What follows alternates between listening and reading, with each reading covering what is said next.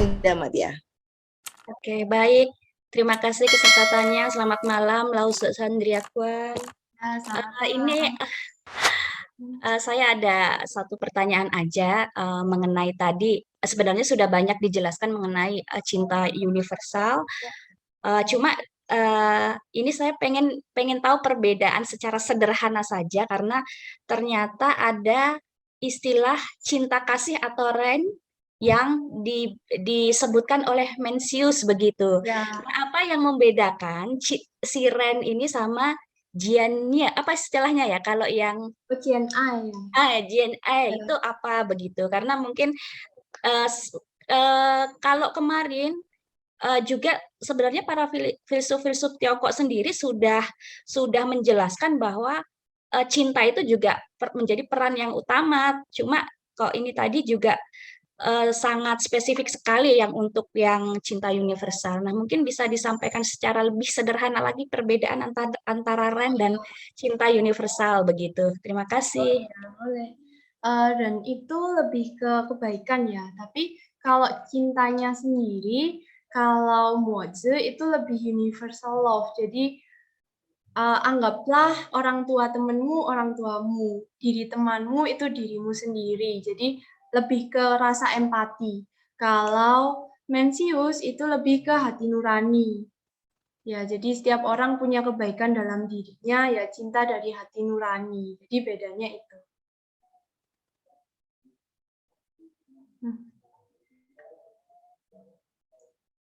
Ya. Ya, baik. Apakah sudah, Kak Linda? Ya, baik. Terima kasih, Kak Linda, untuk pertanyaannya dan juga tanggapannya ya atas materi pada malam hari ini. Dan lanjut saja, saya akan langsung ke penanya berikutnya dari Pak Jeffrey Choris. Saya persilahkan.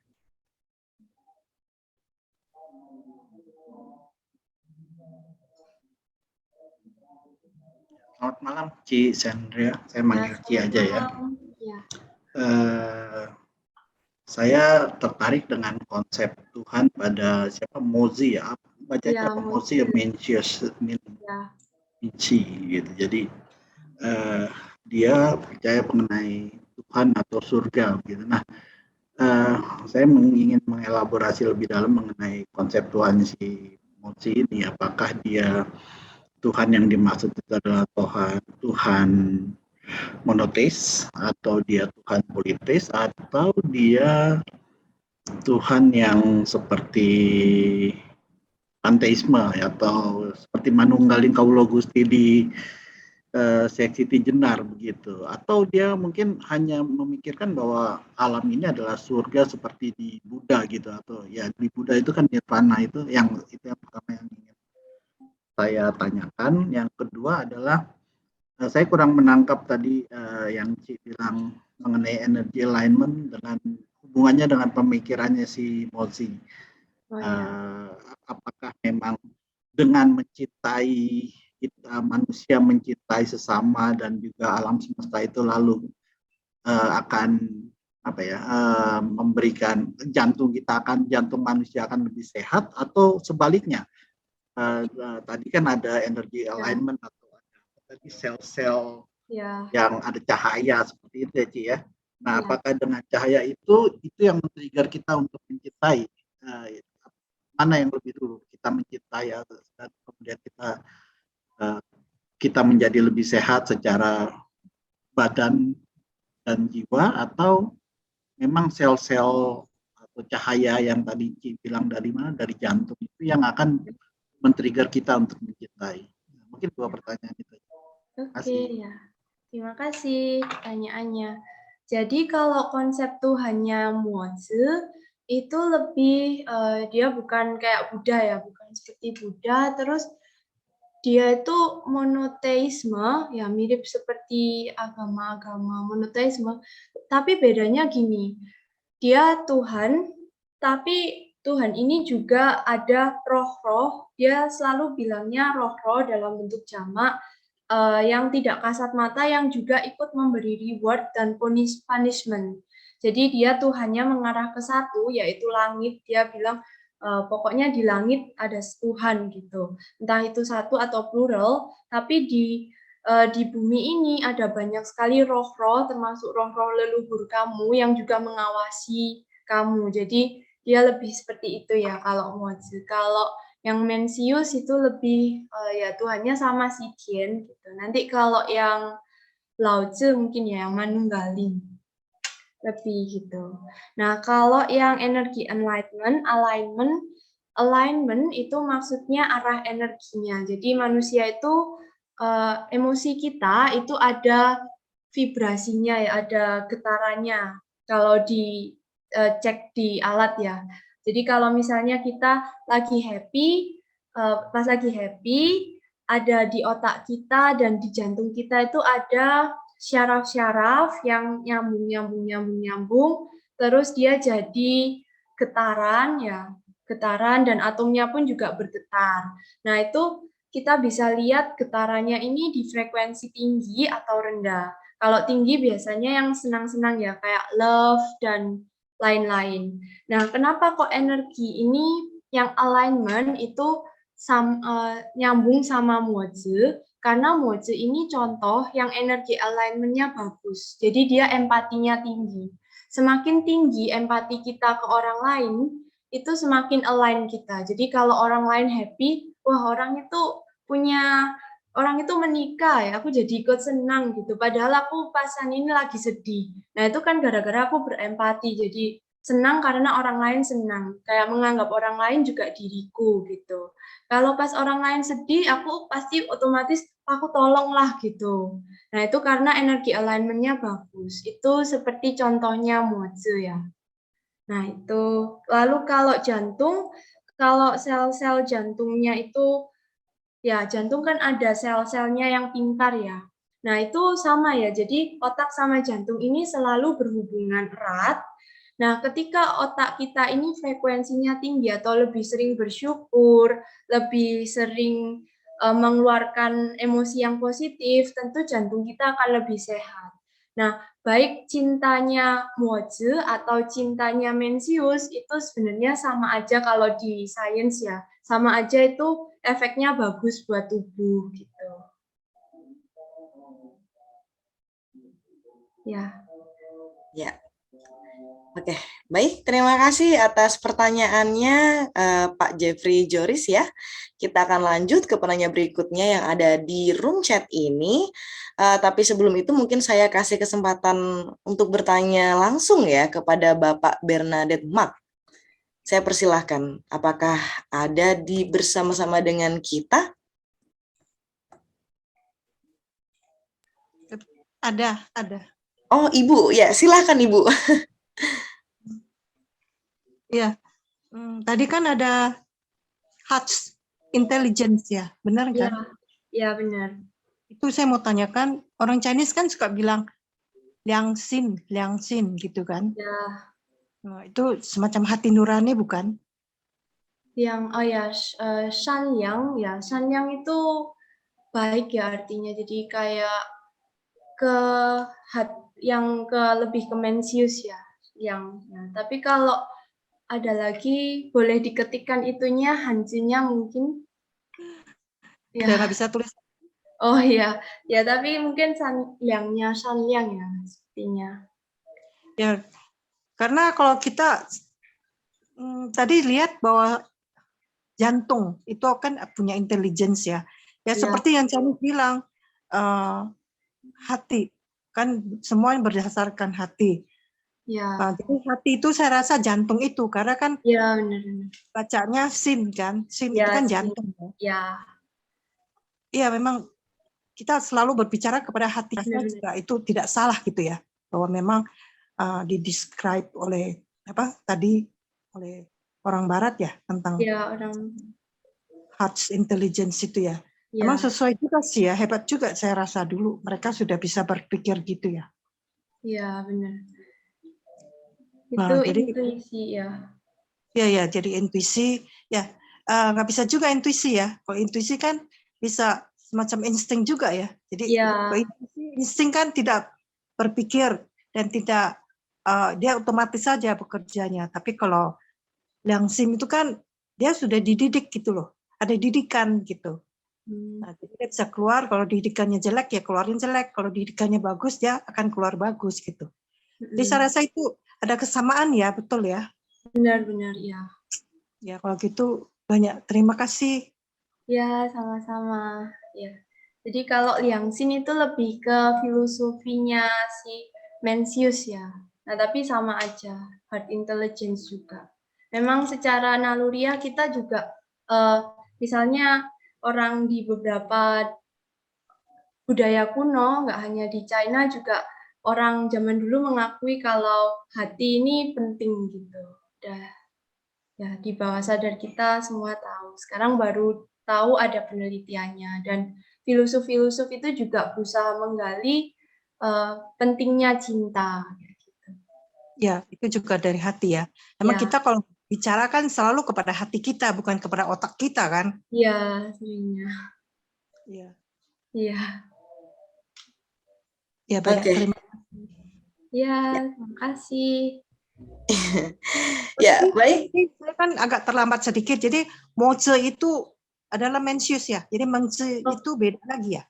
Beda-beda, dua filosof hari ini. Jadi yang pertama apa? Yang pertama Mozi, terus yang kedua Mencius atau Mengzi. Jadi yang pertama Mozi itu Chinese apa? Ya, Mozi itu Chinese-nya, kalau baratnya Mencius. Mencius ya? Ya, Mencius sama Mencius. Oh, Mencius sama Mencius ya? Ya. Terima kasih. Nanti kan kita baru dapat itunya, tulisannya kan berapa hari lagi baru dapat kan? Oh, enggak, udah saya setor Minzi ya, nanti diminta. Udah dikasih ya, betul. Udah dikasih kita pribadi. Terima kasih. Ya. Ya, baik, terima kasih Ibu Bernadette ya. Terima kasih untuk tanggapannya terhadap materi yang telah disampaikan oleh Kak Sendri ya. Dan lanjut saja kita ke penanya atau penangga berikutnya dari Bapak Dito Anugroho. Mungkin saya persilakan Pak Dito untuk langsung saja ya menyampaikannya. Apakah kira-kira bisa untuk menyampaikan secara langsung? Baik, bisa. Apakah saya cukup jelas? Oh iya, cukup jelas Pak. Ya, ini kebetulan habis taruh ini, jadi mohon maaf. Ya, nggak apa-apa. Silakan Pak. Ada 4 pertanyaan dari saya. Jadi yang pertama mungkin langsung tentang bagaimana pandangan Mozi tentang kerinduan, akhirat atau kehidupan mati dan teknologi. Yang pertama, Mozi tentang kerinduan, akhirat atau kehidupan setelah mati dan teknologi. Kemudian yang kedua, apa saja limitasi atau keterbatasan perspektif Mozi atau pemikiran Mozi. Jadi yang kedua itu apa saja menurut Anda itu limitasi atau kelemahan atau keterbatasan pandangan atau pemikiran Mozi. Kemudian yang ketiga, siapa saja tokoh yang menginspirasi dan mempengaruhi Mozi. Ya, bisa tokoh atau bacaan juga boleh, atau buku. Jadi siapa saja tokoh atau bacaan yang menginspirasi dan mempengaruhi Mozi. Kemudian yang keempat, ini yang terakhir, bagaimana manusia bisa membunuh atau mengeliminasi ya, atau istilahnya meminimalkan kebencian menurut perspektif Mozi. Ya, terima kasih. Ya, terima kasih pertanyaannya. Ya. Nah, yang pertama akhirat ya, menurut Mozi, dia di bukunya tidak terlalu menjelaskan akhirat, detailnya seperti apa. Mungkin juga dia tidak tahu menau ya. Jadi perbedaannya, ini juga bisa dibuat perbedaan antara filosofinya Mozi dengan agama-agama Abrahamik. Jadi kalau agama-agama itu kan lebih ada detail ya, surganya seperti apa, mungkin ada limbo atau apa. Namun kalau Mozi dia nggak terlalu menjelaskan akhirat, dia hanya menjelaskan yang ya pokoknya ada Tuhan gitu. Ada afterlife ada, namun rohnya itu bisa jadi rohnya di sini jadi mengawasi kalian juga atau ke afterlife ya. Dia sekedar bilang afterlife seperti itu. Jadi nggak mendetail ada neraka atau surga gitu. Yang jelas kalau kamu jahat di bumi, kamu dihukum ya di bumi itu juga. Nah, berikutnya yang limitasi mozi yaitu tadi ya dia nggak ada afterlife juga. Lalu limitasinya yang kedua, dia terlalu clear cut ya. Dia terlalu kesimpulannya ini A ya A. Jadi dia hanya simple, logis, rasional. Tidak seperti Confucius atau Mencius yang lebih ke step-step. Oh, caranya gini, caranya gini. Jadi kalau mozi itu kan praktis ya. Kalau kamu bermanfaat bagi orang lain, ya berarti kamu benar. Kalau kamu nggak bermanfaat, berarti kamu salah. Nah, gimana kalau orang ini merasa aku bermanfaat kok buat orang lain, tapi orang lain nggak merasa dia bermanfaat. Nah, itu kan jadi ada kebingungan di situ.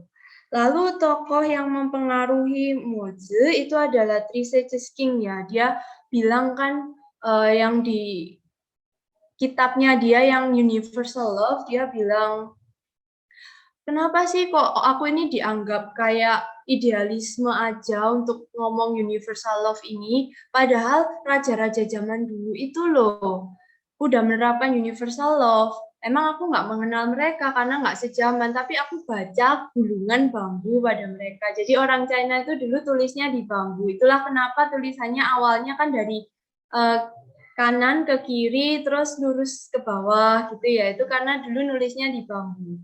Nah, ya yang jadi panutannya si Mozi itu ada 3 Sage King. Yang pertama Emperor Yao, Shun, sama Emperor Yu. Yu itu yang terakhir ya. Itu yang banyak juga sih di Yu itu dari Xia dinasti. Dari dinasti Xia ya, itu dia nanti ngatasi banjir besar dan lain-lain. Nah, itu adalah panutannya si Mozi ini. Lalu bagaimana ini? Bentar. Bagaimana manusia yang membunuh ya tadi ya. Kalau manusia yang membunuh itu menurut Mozi simple karena kurangnya cinta universal. Karena aku mencintai diriku sendiri aja tapi nggak mencintai orang lain. Misalnya aku membunuh karena balas dendam, membunuh orang tua temanku karena balas dendam. Itu karena aku hanya mencintai orang tuaku sendiri tapi tidak menganggap orang tua orang lain adalah orang tuaku. Kayak gitu.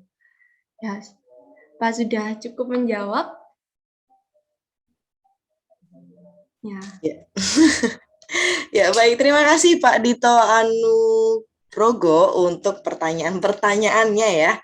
Dan baik, kita akan langsung saja ke penanya berikutnya dari Kak Syara. Saya persilahkan. Kak Syara.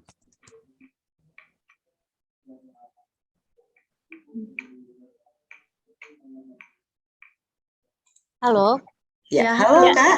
Ya, mohon maaf ya, ini aku suaranya mungkin nggak terlalu jelas karena hujan deras. Ya. Ya, sebenarnya pertanyaan aku terkait dengan tadi, kan tadi ada beberapa hormon yang memang mempengaruhi fungsi kerja jantung kita ya. Ya. Nah, salah satu memang hormon yang paling berhubungan dengan teori Mose sendiri itu adalah hormon oksitosin, yaitu hormon cinta. Yang memang kita bisa bilang bahwa kasih sayang, empati yang memang tadi dibicarakan berkali-kali dengan teori yang diutarakan, itu pasti berhubungan dengan hormon oksitosin dalam tubuh kita sendiri. Nah, ada juga hormon kebahagiaan yaitu hormon serotonin yang memang itu akan mempengaruhi pola tidur dan makan kita. Jadi itu juga akan mempengaruhi hati nurani kita berdasarkan dari pola tidur, serta pola makan, serta kehidupan yang memang kita jalani. Nah, dari teori Mose atau teori Mencius ini, nah, apakah ada yang menyatakan bahwa fungsi dari hati nurani yang mereka itu lakukan itu mempengaruhi terhadap pola hidup seseorang dari pola makannya maupun pola tidurnya?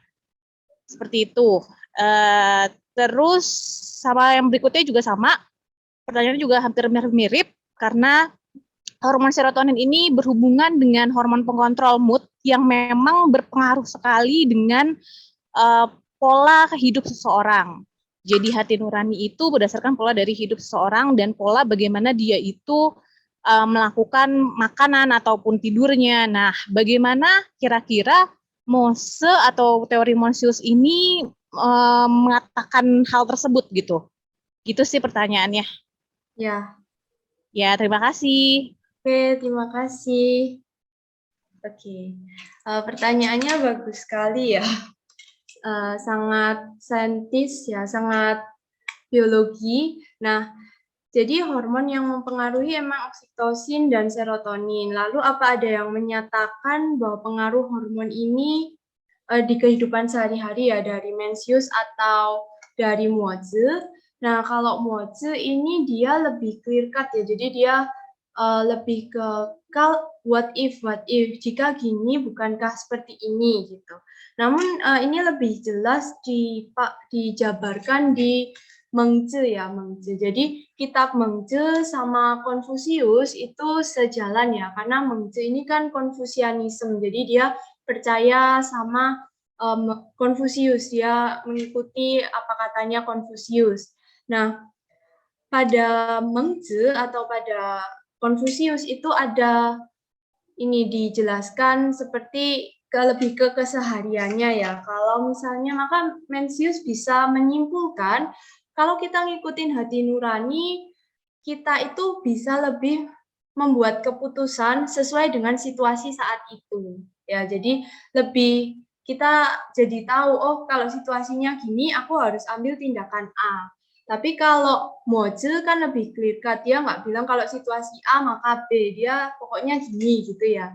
Nah itu ada ya di Mengzi. Nah ini juga lebih dijelaskan di pertemuan sebelumnya yang Konfusius itu ya, kalau yang tentang hormon-hormonnya ini. Jadi karena apa? Karena yang mencatat kitabnya Konfusius itu kan murid-muridnya. Nah, kalau Mencius kan dia nyatet-nyatet sendiri juga. Nah, jadi dia mungkin nggak menuliskan saya lagi ini gitu. Dia menuliskan gagasannya saja. Tapi kalau di kitab Lundi yang kemarin di Konfusius itu kan dituliskan ya sama muridnya.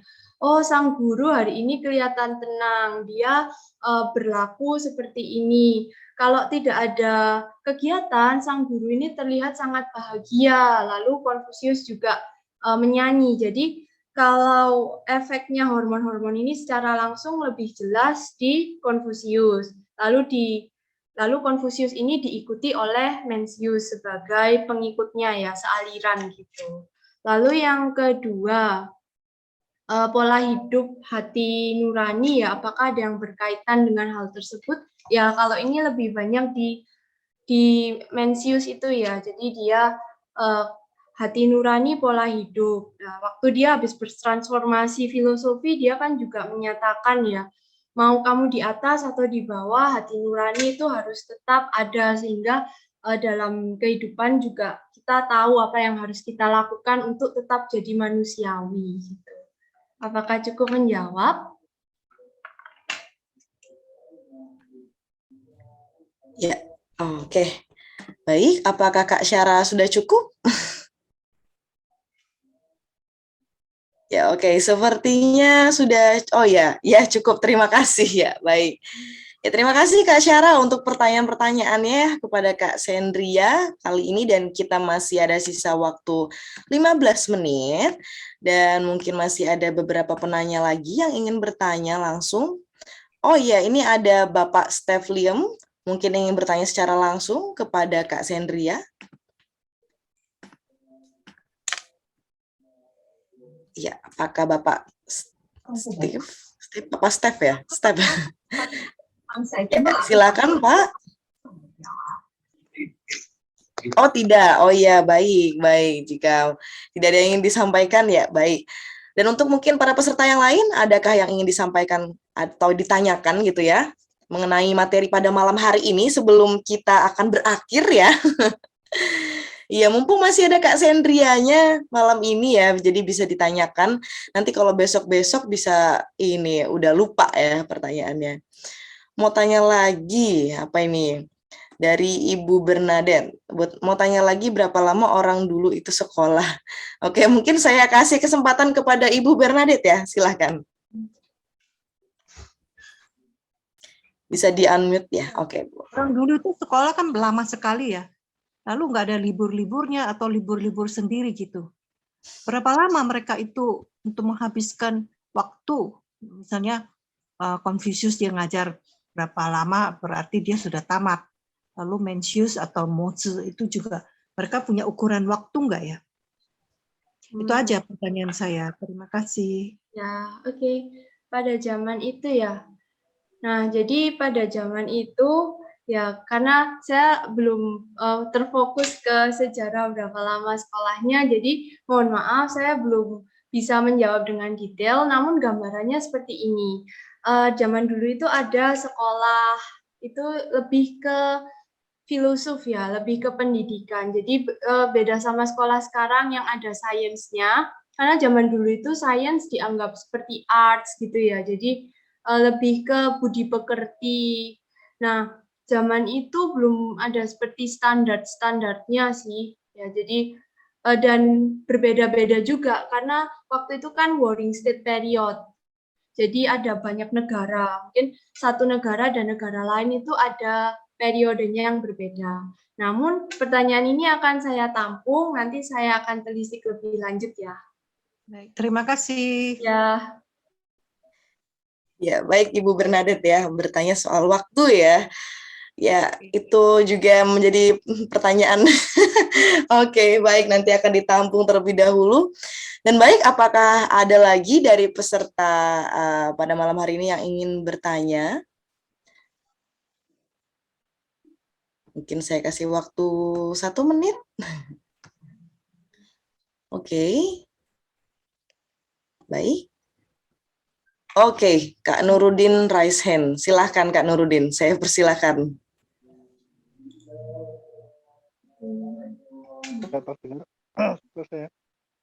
Ya. Halo.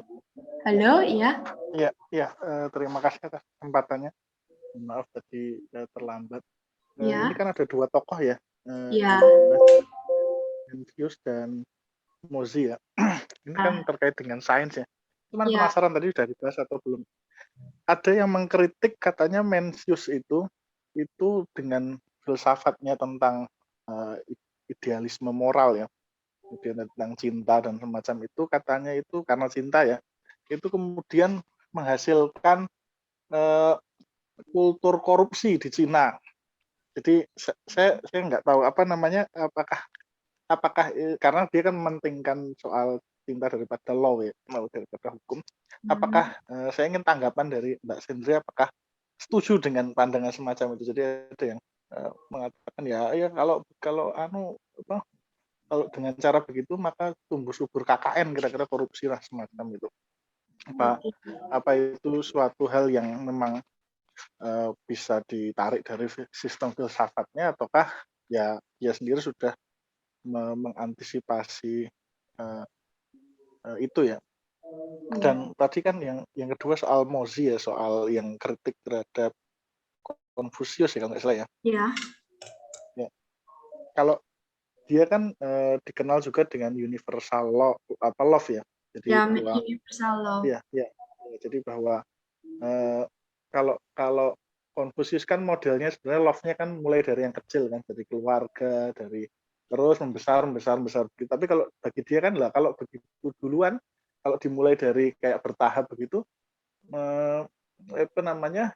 itu nggak bisa menjamin karena orang tuh nanti sudah nempel duluan pada yang kecil itu, misalkan dengan keluarga, ya udah nanti dia mencintai keluarganya. Ya. Kalau yang universal love itu yang dari Mozi itu, apakah juga punya efek yang misalkan terhadap masyarakat Cina kontemporer? Kan tadi kalau secara umum kan Konfusius itu yang paling kuat mungkin ya.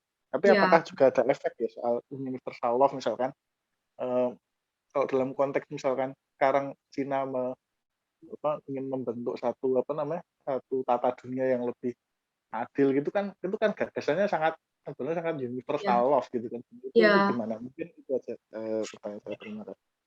Ya, oke, terima kasih atas pertanyaan kritisnya. Yang pertama ya tentang Mencius dan korupsi. Nah, Mencius dan korupsi ini kalau dari sejarahnya Mencius ini kan pernah dikecewakan ya, dijadikan tampang aja, dikasih jabatan buat nutupi kebobrokan rajanya. Lalu dia kecewa, dia keluar. Jadi sebenarnya korupsi itu juga bertentangan ya sama filosofinya Mencius, karena dia kan hati nurani dan malah dia rakyat itu yang nomor 1. Yang kedua tempat ibadah dan agama. Yang ketiga itu raja. Jadi dia pasti sangat menentang korupsi ini. Nah, mungkin kalau misalnya ada yang menyalahgunakan filosofi itu untuk menjadi korupsi, itu bisa jadi. Dan mengenai yang mengkritik Mencius nanti ada di pertemuan terakhir, yaitu Sun Tzu nanti. Nah, ini bocorannya, jadi Sun Tzu itu bilang kalau 4 bibit, ya, kalau kita seperti 4 bibit, kita semua baik, kita jadi kadang malas dong mengembangkan diri kita. Kenapa perumpamaannya nggak yang lain gitu? Karena kalau Sun Tzu sendiri nggak percaya kalau kita ini terlahir baik, dia bilang kita ini terlahir jahat, seperti itu. Jadi itu bocorannya, nanti ada yang mengkritik si Mencius ini secara filosofi, tapi secara politik bukan, dia nggak pernah, jadi di filosofinya nggak ada ini ya celah buat KKM sih sebenarnya, lebih ke politiknya dia ya menumbuhkan hati nurani. Kalau hati nuranimu kuat, kamu nggak akan melakukan yang merugikan orang lain. Nah, kayak gitu kalau dari Mencius sendiri. Kalau dari Mozi, ya universal love ini ada efek nggak? Ada efeknya, karena waktu itu Mohisme kan juga pengikutnya lumayan banyak ya, makanya kayak jadi saingannya Confucius kayak gitu. Cuma yang dipakai dan yang masuk Five Classics kan juga tulisan-tulisannya Confucius, jadi Confucius itu yang tetap dapat hati. Cuma universal love ini memang bagus sih ya untuk diterapkan di sekarang. Kalau pengalaman saya ketika hidup di sana, orang China waktu yang saya temui itu ya di kota, waktu itu saya ke beberapa kota, itu sebagian besar meskipun saya ke kota ini itu sudah lebih ada berempatinya. Jadi misalnya saya di mall lalu tersesat, tiba-tiba ada orang yang membantu sampai berjam-jam kayak gitu, dan itu nggak sekali dua kali. Jadi udah ada kesadaran untuk itu sih, entah mereka membaca Mozi atau memang kesadaran dari hati nurani seperti kata Mencius. Ya, seperti itu. Apa ada pertanyaan lagi atau cukup menjawab? Ya, baik. Terima kasih Kak Nurudin untuk pertanyaannya ya kepada Kak Sendria. Dan satu penanya terakhir lagi, kita akan lanjut ke Kak Lydia Kara. Saya persilahkan.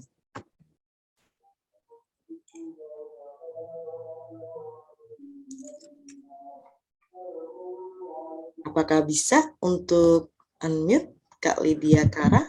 Oh ya. Ya. Halo, malam Sendria. Halo, malam. Sorry, tadi aku sempat ke-skip materinya, jadi aku nggak tahu apakah pertanyaan ini udah ditanyakan atau belum. Kalau menurut ajaran Mohisme, apa tujuan akhir manusia atau afterlife-nya? Lalu apa yang dimaksud dengan surga menurut Mozi atau Moze ya? Apakah surga itu merujuk suatu tempat, yaitu tujuan, atau surga itu pengertiannya dengan Tuhan itu sama? Itu aja sih. Makasih ya. Sama-sama. Kalau dari Mozi tadi udah ada yang bertanya ya. Jadi surga itu nggak terlalu dibahas. Dia tujuannya hanya berbuat baik supaya mendapatkan reward, tapi dia juga nggak menjelaskan apa itu rewardnya, apa kehidupan enak di surga, dan lain-lain ya.